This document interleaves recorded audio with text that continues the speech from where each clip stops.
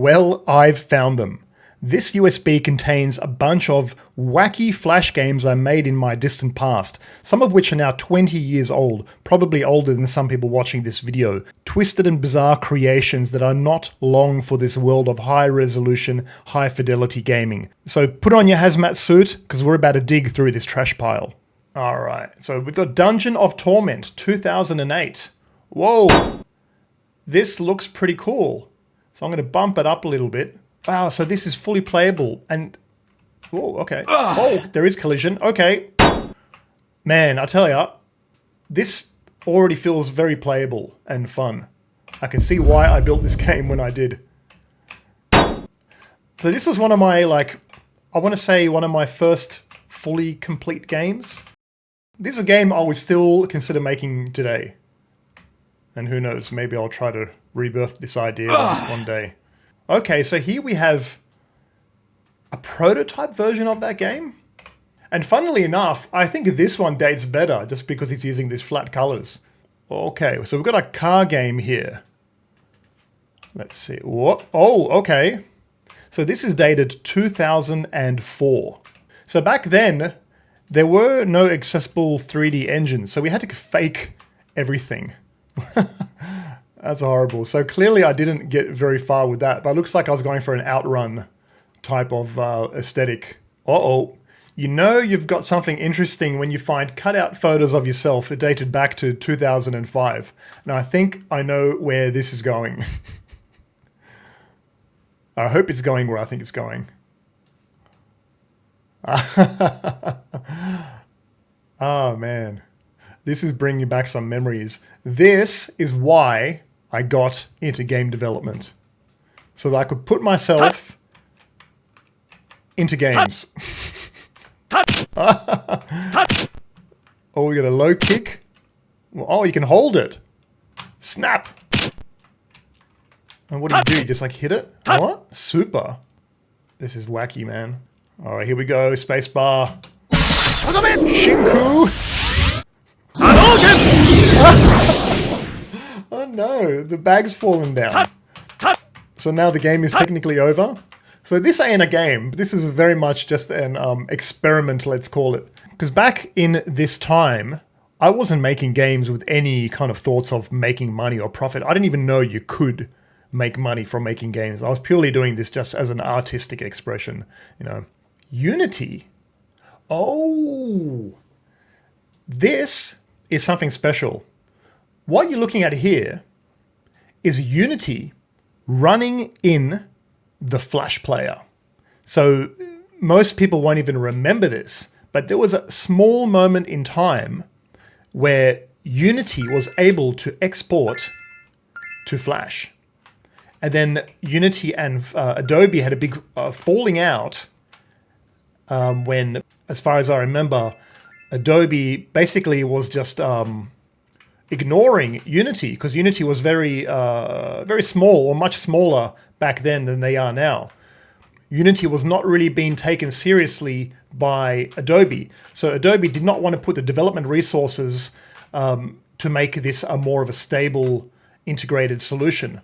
So Unity basically dropped the support.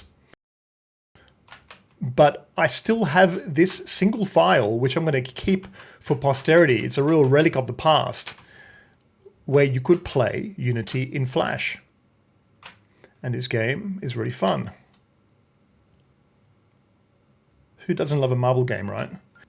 Whoa, this is old. This is very, very old, my friends. This here is pretty much when I first started learning programming. And, oh, yep. And I was trying to understand how to make an RPG. So what have we got here? We've got health, we've got a key. Is that locked? Oh, okay, we've got collision there. There's no collision there. Or one-way collision. Oh. And what do you do? Oh, okay, so my health went down and I died. Can I attack? Well, I'm dead. I'm the Walking Dead at this point. So that's my sword, is it? Oh, wow. This is wild, man. What the hell? It's a shop! 50 rupees! Oh my god. Can I buy it? So this is obviously not working, but I mean, wow. So that's really taking me back, where I was on the cusp of realizing, hey, I can actually make games here that resemble, you know, systems from games that I was currently playing at the time, clearly Zelda. Yeah, wow. So I remember this. This was like, I want to say was it my first? My first profitable game that I released through a company called Mochi Media and FGL. Match the alcohol name with the bottles on the shelf before. Okay. So for context, when I made this game, I was working as a bartender. So I had a really good understanding of all the different alcohols and shoot Jack Daniels.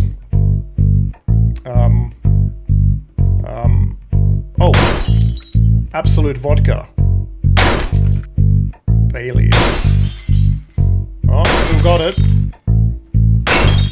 And you'll notice how every bottle breaks in a unique way, and that's because everything was done there was nothing done dynamically at the time. I don't think I even knew how to do that yet.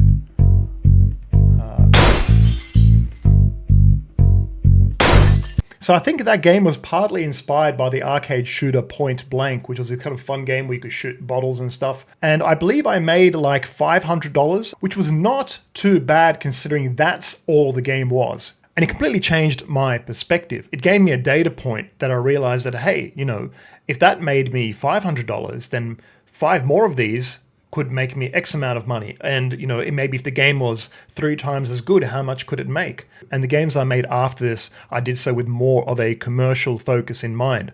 And I had some relative success. I had a car game called Clutch Burn. My friends used to call it Crutch Burn. And, you know, it made quite a bit of money, relatively speaking, maybe like 10,000 US dollars. And it pretty much put me on the path to become a game developer, quote unquote. I don't even know what the. All right, that's enough. The good old Flash days, eh? Oh. Yeah, this is cool. This is kind of like an Operation Wolf type game. Time Crisis. I think that targeting is very similar to the Time Crisis series.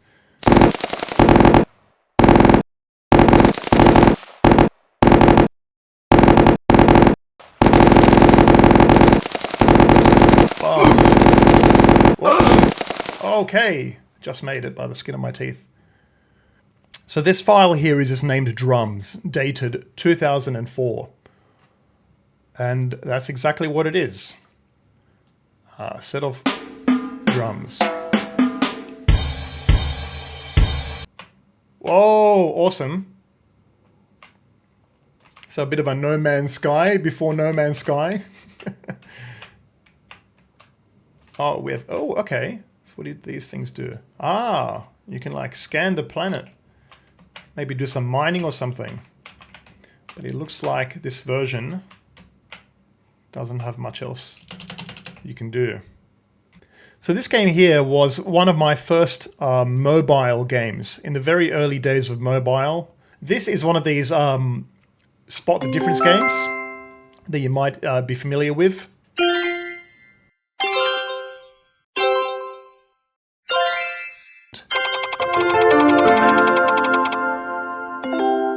Really nice sounds though.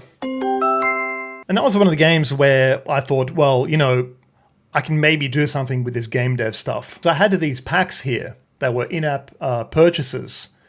And I had some people buying up all of these packs, and I just kept adding more packs and people kept buying them, and it was just fantastic.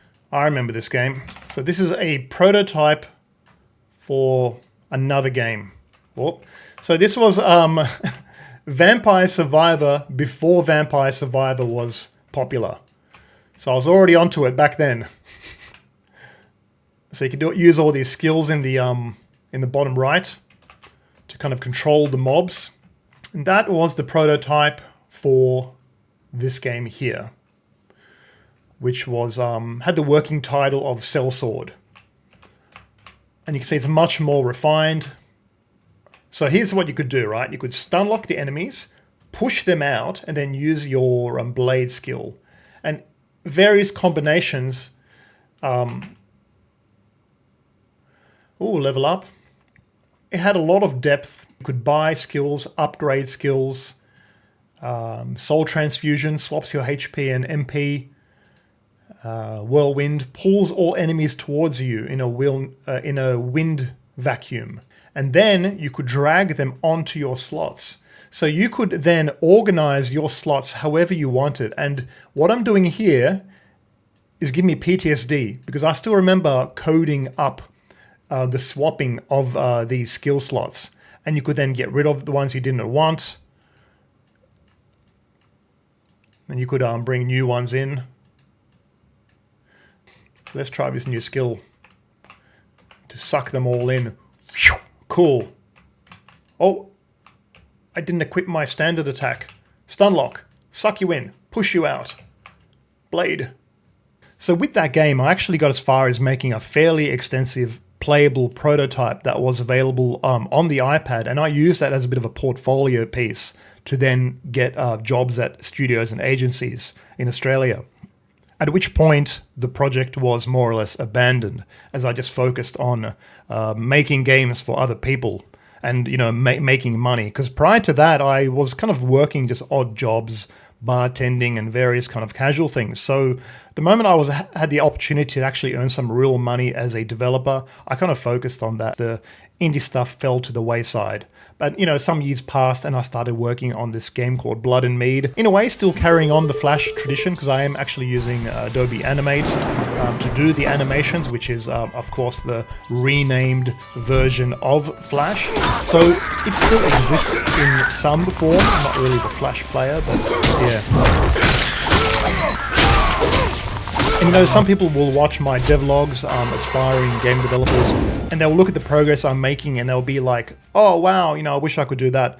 So part of this video is also just to show how crap some of my stuff actually was. So stick to it, and you know, your games will eventually get better and look more professional. And I've got so many more Flash games I'd like to share with you, but I can't do them all in one video, of course. But some of them are a little bit questionable, let's say, a product of their times. And quite often these Flash games and creations were an outlet, let's call it.